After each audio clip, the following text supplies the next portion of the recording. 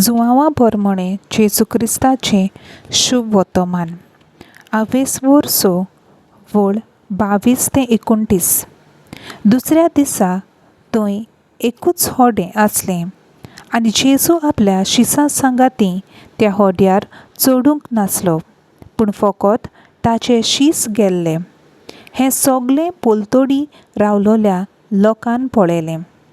सोमयान देवाक दिनवासल्या उपरांत ताणें उंडे केले त्या जाग्या लागीं आनीक होडी तिबेर्साच्या तावन पावलोली.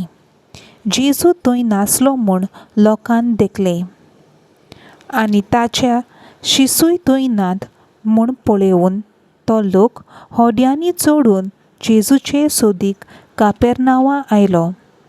तो तांकां तोडीर मेळ्ळो तेन्ना तांणी ताका म्हणलें, गुरुजी, तूं हांगा केन्ना आयलो? जेजून तांकां जाप दिवन म्हणलें, खरेंच खरें हांव तुमकां सांगतां, तुमी कुणा देखल्यो म्हूण न्हय, पूण उंडे कावून धादोशी जाल्यात देखून तुमी म्हजे सोदीक आयल्यात.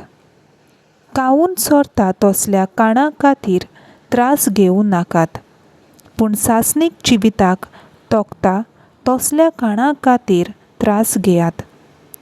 असलें काण मनशाचो पूत तुमकां दितलो, कारण बापान खूद देवान ताचेर आपलो शिक्को मारला. तेन्ना तांणी ताका म्हणलें, देवाक जाय तसलीं कामां करूंक आमी कितें करचें? जेजून तांकां म्हणलें, जाका देवान धाडला ताचेर बावाट दवरात, हेंच तें देवाक जाय तें काम. देवाचें उतर हें. देवाचो व्हड उपकार.